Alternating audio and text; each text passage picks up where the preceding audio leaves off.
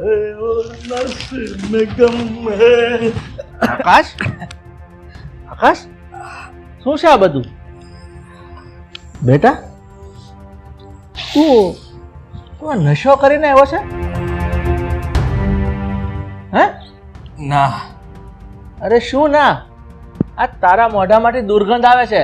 અરે પપ્પા, આને નશો ના કહેવાય, આને તો જિંદગીની મજા કહેવાય. મજા. આકાશ, મને ખબર છે, અરે તને કોઈ જાતનું વ્યસન નહોતું. અરે પાન બીડી સિગરેટ તો તું ધાણાની દાળ પણ નહોતો ખાતો, અને એક તું દારૂ પીને આવ્યો. આ બધું શું છે? હે બાપ, તમે પણ થોડું લેશો ને, થોડું, એટલે મજા જ આવ્યા કરશે. બધું ગમ દુઃખ બધું ભૂલાઈ જશે. ઘર પરિવાર આ બધાની ચિંતા પણ ભૂલી જશો. આકાશ, તું આ શું બકવાસ કરે છે? અને ઘર પરિવાર ચિંતા? અરે બેટા, તને આ ઘરમાં એવું તો શું દુઃખ છે કે તારે નશો કરવો પડે છે? દુઃખ? અરે તમે દુઃખની વ્યથા શું જાણો? જેના પર વીતતી હોય એ તમને શું કહી જાણે. એટલે એટલે તું કહેવા શું માંગે છે? કહેવા તો ઘણું માંગુ છું, પણ કહેવા નથી માંગતો. બેટા, તારા મનમાં જે હોય ને એ મને તો ખુલીને કહે, પણ આમ તો નશો કરીને આવે ને એ મને મંજૂર નથી બેટા.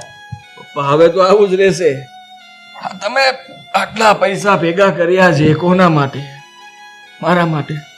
અરે બેટા, હું ઉડાડીશ. હવે રોજે અલગ અલગ જગ્યાએ જઈશ, મારા દોસ્ત સાથે જુગાર રમીશ, અને જો એકાદ દાવ લાગી ગયો ને પપ્પા, તો આમ જો માલા માલ. નહીં બેટા, તારી વાત ખરી છે કે આપણી પાસે રૂપિયા પૈસાની કોઈ કમી નથી, અને તું એ દારૂમાં ઉડાડી શકે ને એવું નથી વિચારી શકતો. નક્કી નક્કી તારા કોઈ કાન ભર્યા છે ને તને આ રવાડે ચડાવ્યો છે. તમે બોલ નથી બેટા. વિચારતા. સાચી વાત છે તમારી. તમે નથી વિચારતા. તો વિચારી કોઈ બીજું રહ્યું છે, અમલ કોઈ બીજું કરી રહ્યું છે. બેટા, જીવનની ગાથા છે, એ તો જીવનમાં જ સમાઈ જશે. બેટા તો આમ ગોળ ગોળ વાત શું કામ કરે છે? અરે તું એવું કહે છે કે તમે નથી વિચાર્યું, તો બેટા તારા વિશે એવું ખરાબ કોણ વિચારી શકે આપણા ઘરમાં કે તું આવું બોલે છે?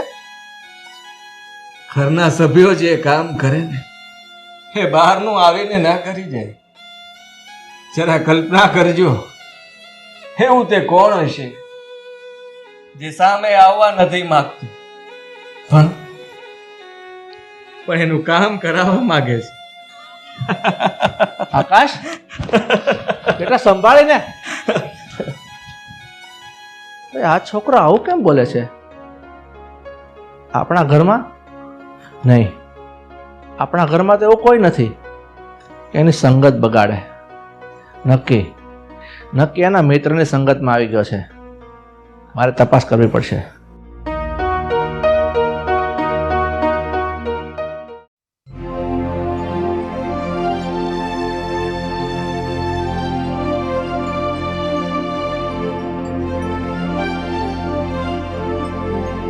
રાધા, તું ક્યાં જાય છે? અહીંયા આવ, મારે તારું કામ છે. થાકી ગઈ હોય ને ત્યારે જ તમને મારું કંઈક ને કંઈક કામ હોય. બોલો, એટલી મજા આવી કીટી પાર્ટીમાં કે વાત જ ન પૂછો. હા હા, દાદા, મને બધી જ ખબર પડી ગઈ છે કે આ આકાશ દારૂને રવાડા ચડી ગયો ને એની પાછળનું મુખ્ય કારણ તું જ છે. આ શું બોલો છો તમે? હા, હું એકદમ સાચું બોલું છું, કારણ કે તું આકાશને આપણા રસ્તામાંથી હટાવી અને એને બરબાદ કરવા માંગે છે. ખરી વાત ને? આ વાત તદ્દન ખોટી છે. ખોટી વાત નહીં કરતા અને મારો મૂડ નહીં બગાડતા. અત્યારે હું જે કીટી પાર્ટીમાંથી આવી છું ને, બસ તારી કીટી પાર્ટીનું રટણ બંધ કર. અને તારો મૂડ ઠેકાણે નથી ને તો તારો મૂડ હમણાં ઠેકાણે લાવી દઉં. આકાશ, ક્યાં છો? આવો તો બધા.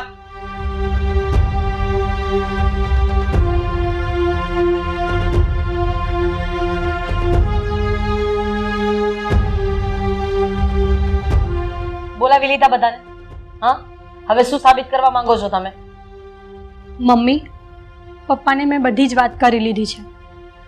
પપ્પા હવે બધું જ જાણે છે. અચ્છા, તો તેને હકીકત જણાવી જ દીધી છે, તો પછી છુપાવવાનો મતલબ શું છે? હા, તમે તો જાણો જ છો ને કે આકાશ મારો સાવકો દીકરો છે. મેં એને મારા પેટેથી જન્મ નથી આપ્યો. અને હા, મને ખબર છે કે જેદી તેદી આ સંપત્તિ બધી આકાશના નામે થઈ જશે. અરે હું તો આ મારી મરણ મૂડીમાંથી એક રૂપિયો આકાશને આપવા નથી માંગતી. મારું શું? હા, મારી દીકરીનું શું? અને હા, આ બધી સંપત્તિ હું મારી દીકરીના નામે કરાવીને જ રહીશ. બસ. દાદા, હું તને આ ઘરમાં પરણીને એટલા માટે લાવ્યો હતો કે તું મારા દીકરા આકાશને દેખભાળ રાખી શકે. પણ તું આકાશની માં તો નથી બની શકતી, તો પછી મારે તારી આ ઘરમાં શું જરૂર છે? હા હા, તમારો દીકરો મોટો થઈ ગયો એટલે હવે તમારે આ ઘરમાં મારી શું જરૂર હોય એ તો મને સમજાય છે. પણ જ્યારથી હું આ ઘરમાં લગ્ન કરીને આવીને ત્યારથી મેં વિચારી રાખ્યું હતું કે આ મિલકત તો હું મારી દીકરીના નામે કરાવીને જ રહીશ. વર્ષોથી આ મારા મગજમાં ચાલી રહેલો પ્લાન હતો. અને હવે તમે એન્ડ ઘડીએ એને બદલવાની વાત કરો છો, મને ઘરની બહાર નીકળવાની વાત કરો છો. નહીં નીકળું ઘરની બહાર. અરે બસ કરી જા રાધા, હું આ તારી મનમાની હવે નહીં ચલાવી લઉં. તું આ મિલકત માટે મારા ઘરમાં આવી હતી અને મારા દીકરાને બરબાદ કરવા માંગતી હતી, પણ હવે તારી મારે કોઈ જરૂર નથી. ચાલ ઊભી થા અને નીકળ મારા ઘરમાંથી. છોડો મારો હાથ. નથી છોડવો, નીકળ મારા ઘરમાંથી. છોડો. મેં જેવું સમજો છો ને એવી વ્યક્તિ હું નથી. હો નહીં, હું કાયદેસરની તમારી પત્ની છું. આ સંપત્તિ ઉપર કાયદેસર મારો અને મારી દીકરીનો હક લાગશે. મને આપી દો એટલે હું જતી રહું. એ કોઈ કાળે નહીં બને. તું એમ કહે છે ને કે મારો કાયદેસરનો હક છે, તો તારો કાયદેસરનો હક છે ને, છતાં પણ તને કાંઈ નહીં આપું.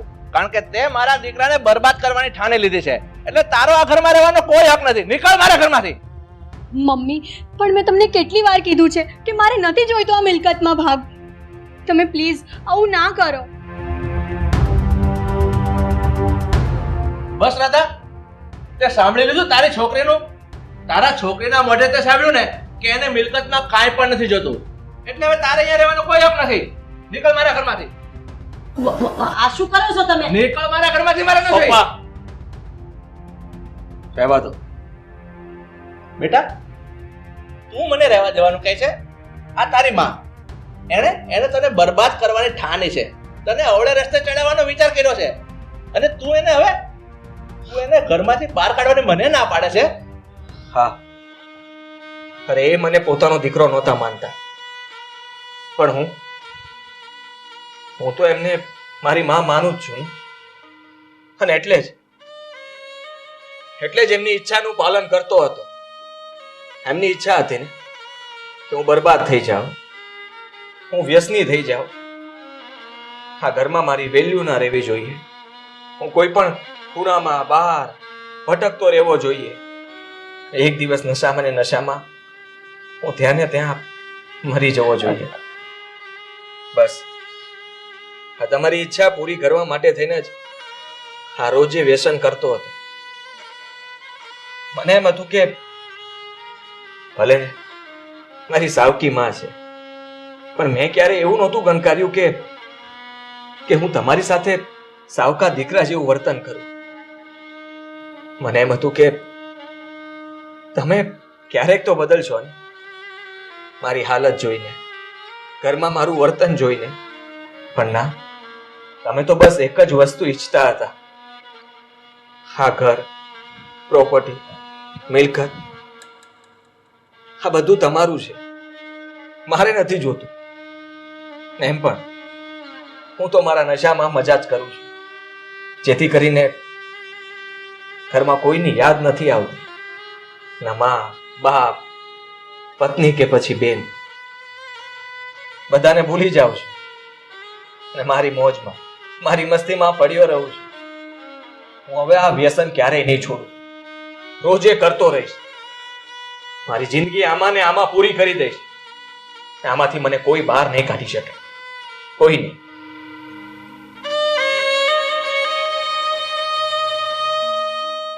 બેટા, મને ખબર છે કે મેં ક્યારેય સગી માનો પ્રેમ તને નથી આપ્યો.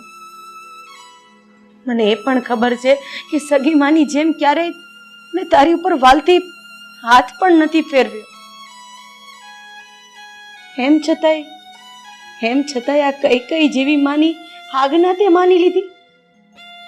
અરે કઈ કઈ તો પોતાના દીકરાને વનવાસમાં મોકલ્યો, અને મેં મારા જેવી અભાગણી માએ એના પોતાના દીકરાને આવી રીતે વ્યસનના માર્ગે ચડાવી દીધો. બેટા, જો છોરું કછોરું થાય તો માવતર માફ કરી દેશે ને, તો ક્યારેક માવતર કમાવતર થાય તો પોતાના સંતાન મા બાપને માફ ન કરી શકે. બેટા, જો તે મને માફ કરી દીધી હોય ને તો મને હા પાડ, નહીતર નથી જોઈતી મારે આ મિલકત, નથી જોઈતું કાંઈ.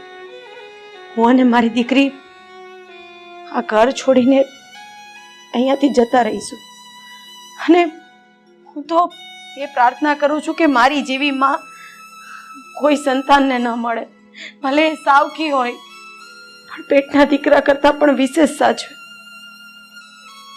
ના, તમે ક્યાંય નહીં જાઓ, અમારી સાથે જ રહેશો. તે મને માફ કરી દીધી બેટા. ક્યારના? તો પછી કસમ ખા કે આજ પછી કોઈ વ્યસન નહીં કરે, વ્યસનથી દૂર રહેશે. અરે કોઈ પણ દારૂ, ચરસ, ગાંજો કોઈ વસ્તુને હાથ નહીં અડાડે. અરે પેલા રવિથી પણ દૂર રહેશે. અને જો મારી વાત નથી માની ને તો પછી સારું, આજથી અત્યારથી જ આ વ્યસન નહીં કરું, છોડી દીધું. માફ કરી દેજે બેટા મને.